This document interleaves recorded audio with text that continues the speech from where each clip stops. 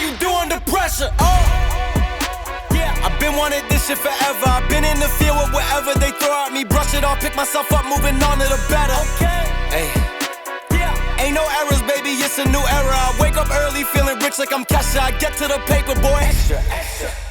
So it's been about a year since we moved in here. And saying that, I mean, I got this house with this studio in the garden that was a complete dance studio from top to bottom. And I mean it. Floor to ceiling mirrors, ballet bars all the way around, dance flooring, it echoed, it was awful in here. I do find that the work that I create is reflected upon the space it was created in. And I think it's important to remember, especially for younger viewers, that this is an amalgamation of things that I've collected throughout my life and that have built up over time. But at the end of the day, it's always been a dream of mine to have a space like this. It's either, where's the daily vlogs? Are you the kid that got robbed? Or are you the LED guy with the cool setups? And today we're focusing on the cool setup side of things. I want to revisit my old roots and give you guys a tour of this space.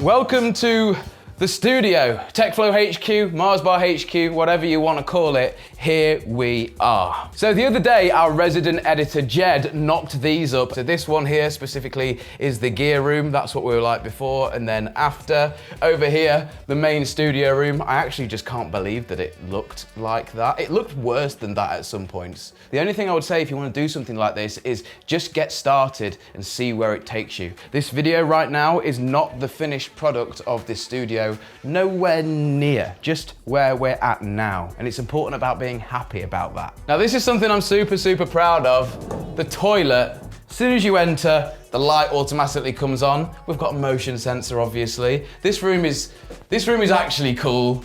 I'm in the toilet, why am I saying that? So this door was originally like a horrible brown color. In fact, this whole place was. We've painted the door black. Jed and I installed this really cool sort of sliding door mechanism here, which works really well and provides a little bit of privacy for when you're on the toilet. Compared to what it was like before, it was literally a bathroom of nightmares. And now it's actually a fairly acceptable place to be. It's all fake. The wall's fake. The ceiling's fake. These are just peel and stick tiles off Amazon. I've got the nanoleaf hexes on the roof here. I need a few more to sort of make them go that way a bit more. But yeah, these things are awesome and they go jet black when they're turned off, which matches the aesthetic in this room. This is a room that I always wanted to have, a gear room, specifically just for all of the stuff. Because when you're working out of one room and you've got a load of gear like light panels, different cameras, attachments, action cameras, gorilla pods, microphones, more FPV drones, a normal drone. I haven't flown one of these in a while actually, but yeah, you need a room for all of the gear because then you can be sort of semi-organized. Throughout the last year, I have been making loads of videos on the actual renovation of this place, so if anything does tickle your fancy, I've probably done a video on it. Did an entire video building this room specifically. I just put these things up last night. These are some cool pegboards from IKEA. Not sure what we're gonna put on these yet, but yeah, this room is for filming and gear. So we've got a top-down set here. You can mount a camera up here, nice and easy. This desk is motorized, so you can actually adjust the height of it if you've got a small product or a big product. Like a little bit of a charging desk. We've got a massive charger here from Ugreen. It can charge the cameras, all the lights. We've got remotes and battery chargers here. So hopefully, if you need a battery, there should just be one on charge. The one question I got the most about this room though was the lighting, specifically the hex light on the roof. These things are quite expensive. This was actually a reseller on eBay. It was about £250 for this entire thing, but I have to admit, they do look cool and really are a statement piece. I actually had these glasses made specifically for Nico or Milana. They were meant to be green, but the neon guy got it all wrong. They're blue and in my studio now. So you've got tripods sort of there. There's drones and cameras on there, and then that leads us on to the main attraction, the main studio room. So we'll probably start with the least interesting but newest part of the studio. This is the Download Discussions corner. Now, if you don't know what Download Discussions is, it's a podcast I run with my friend Mitch, and we have interviewed a load of people from Hussein Asif to people that have been in the army and shot in the head, award-winning book writers. Like, it's actually mental how many podcast we've done, and it just started out as like a little thing. If you want to check out the podcast, I'll put a link in the description. This cube is absolutely awesome, always blows people's minds. You've seen we've had some blinds installed in here. So if I put this down on side one, it should start to open up all of the blinds. Which, there you go. When they all go up together like that, it looks cool. It's cool. I never thought I'd say that about some blinds, but I quite like the blinds. This is actually one of our latest projects on TechFlow. There's actually an LED strip behind this big board. You can't see it at the moment, but it can do some awesome effects, so you'll have to await the video on that. So moving over from the podcast area of the studio, we have this multi-use table. Right now, it's currently being used to store all of my internet gear. If you've been following me for a long time, you'll know that I actually sell internet, but the multi-use table gets pulled out. It can go over there, which we'll show you in a minute, for when we're doing TechFlow videos. However, Jed has been working in the office a hell of a lot more recently and keeps persuading me to put another setup here for him to work. So let me know in the comments if I should do that for him. You should. One of the hardest and most drawn out things that I had to decide and pull the trigger on was the lighting in this room, because there's 10 separate receptacles in here that all need light. We're filming, it needs to be good light, and I also obviously wanted to be able to change the color of them. These were £22 each off Amazon. They all came with this little remote, and one remote basically controls all of them.